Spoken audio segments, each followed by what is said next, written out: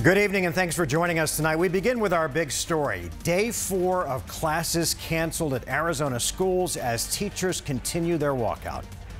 Educators and supporters spent another day at the state capitol, but still there's no deal to get students back in the classroom. Team 12's Kevin Kennedy is there live with us tonight with the latest. Hey, Kevin.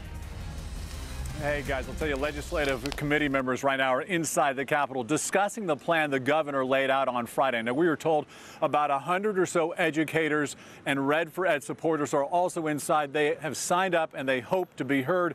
A number of them actually lining up right now. We're told some people getting down here as early as 6 o'clock this morning.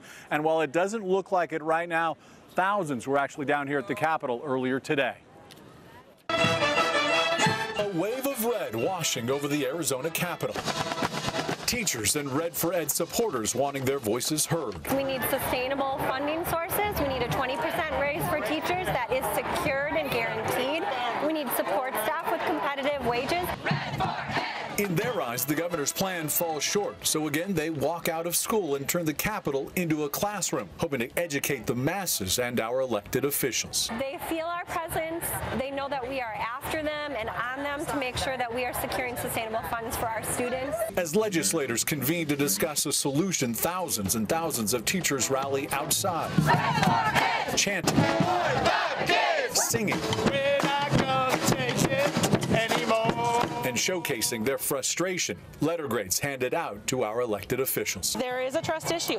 We've been taken from, as the education system, we've been taken from for the past 10 years, and so there is a trust issue there. Sally Martin works with hundreds of visually and audibly impaired kids, but she's not considered a teacher, so that 20% raise doesn't help her. We've been left out of everything so far, and so every year we get higher caseloads and less student funding. Many of these Red for Ed backers here for her and educators just like her, cramming inside House and Senate chambers to speak their minds, letting our politicians know exactly what they want and how they feel.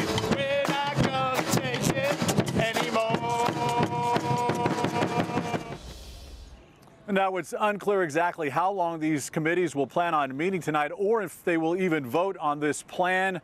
If they do and it passes, and that's a big if, it will then head to the full House and the full Senate for a vote. Guys, this could be a very long night down here at the Arizona State Capitol. For now, though, we're live outside the Capitol. I'm Kevin Kennedy, 12 News. Kevin, thanks. Right now, Red for Ed leaders are responding to the budget introduced in the legislature, and they're also laying out what comes next for the Red for Ed movement. Let's listen in. We need to do what is best for our students. We need to fight for them. That is what we are doing. That is what the Red for Ed movement is about. And I am very proud to be leading the Arizona Education Association next to the leaders of the Arizona Educators United in this fight for our students. Thank you.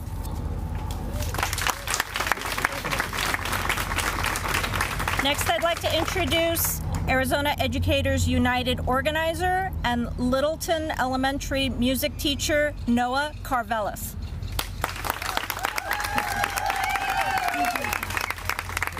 Thank you all for being here.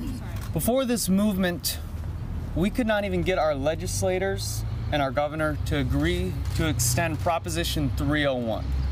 We couldn't even get that much out of them.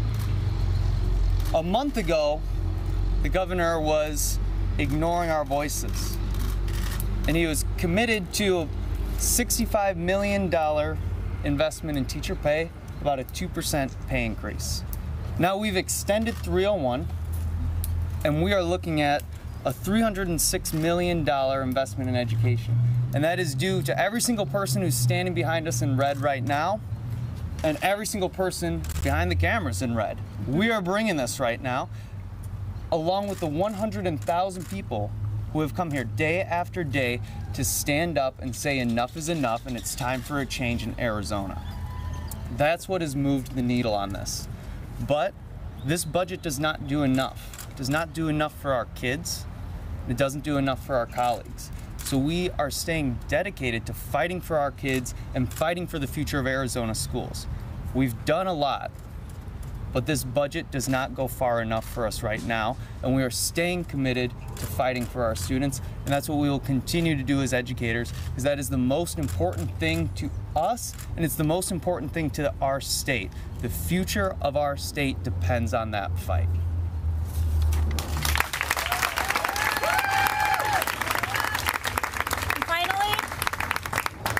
Finally, I'd like to introduce Rebecca Gorelli, Arizona Educators United organizer and elementary school teacher from the Alhambra School District. Thank you. So, our fight is not over. We have options. But it is time for us to get back to our students and back into our classrooms. We need to continue the fight for the additional resources our students need. If the lawmakers do their job and get the budget passed by Thursday, we commit to return to our classrooms then. Our greatest victory is the powerful movement we have created, which we are going to continue to use on behalf of our students, because this movement has always been about the students. This movement started at a grassroots level and led to more than 150,000 people marching and rallying and keeping the pressure on the legislators and the governor at the Capitol for over the past few days. This movement is not over, and we will not stop until we get enough funding to get the schools our students deserve. In 8 short weeks, we have created an amazing infrastructure. We have designed a network of over 1,800 sites with liaisons that we can call upon whenever needed. We have built a solid infrastructure that we will continue to activate, moving forward and into the future. This movement is not over, and we will not stop until we ensure we get the funding and the schools that our students deserve.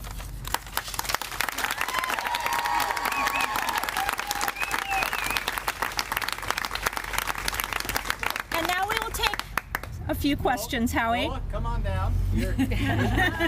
Let's pick on the tall, skinny kid. Yeah. Okay, what I heard was, and I want to make sure, that if they adopt the budget by Thursday, we will go back on when? I'm not sure. What is the plan for going back, and what are the conditions here? We're looking at Thursday right now, and as Rebecca said, we need this to move forward. We need them to do their jobs and get this done. We've done our jobs. We've gotten it this far. We need the people in the legislature to get this done. They're still not doing enough, that's for sure. But we need them to at least do this much right now, and we'll be ready to go back by Thursday. Okay, so that means they'd have to final read the bills tomorrow, send it to Dougie, yes, and then Thursday morning. So I also noticed many of the districts are reopening tomorrow, which suggests that they've talked to some of their people who are starting to get ready to go back. I mean, are you losing membership? I don't think. Yeah, yeah, they answered that one for me. No, we're not. And you can tell just by the amount of people who are gathered here all day. They've been waiting to have their voices heard. They've been waiting to be recognized, and they're going to keep that fight up. They're not going to end anytime soon. And one thing that's becoming crystal clear to us is the people who are elected to solve these things are not doing it, and it's the people in red who are getting it done, and they're going to continue.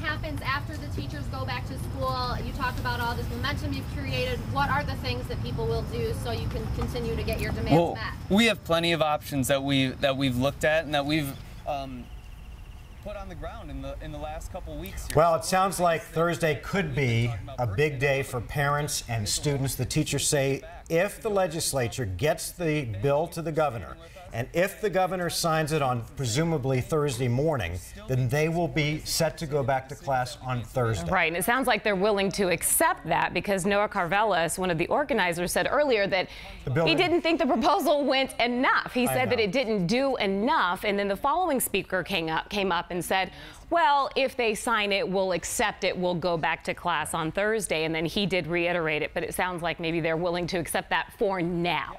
For now. For now. But at least it looks like it gets teachers back in school, it gets kids back in school. At least that's what we're hearing from the organizers right now. So still so many questions. And I think everyone understands, the legislators and the Red for Ed folks, that this affects more than just the teachers and students. It affects families and parents. It influences whether or not the school year has to extend. And so I think everyone has a vested interest in getting class back in session. Right. So this will be some good news, I think, for some of those people that are starting to feel the pressure there. So, of course, we're going to have much more coming up on this story at 6 o'clock and at 10. But for right now, we want to ask you, do you think teachers will face retaliation for walking out the days that they already have so far? Yes or no? You can see our live interactive poll there at the bottom of your screen. And right now, 64% saying no retaliation. Let us know what you think. Go to 12news.com/yourvoice to vote. And be sure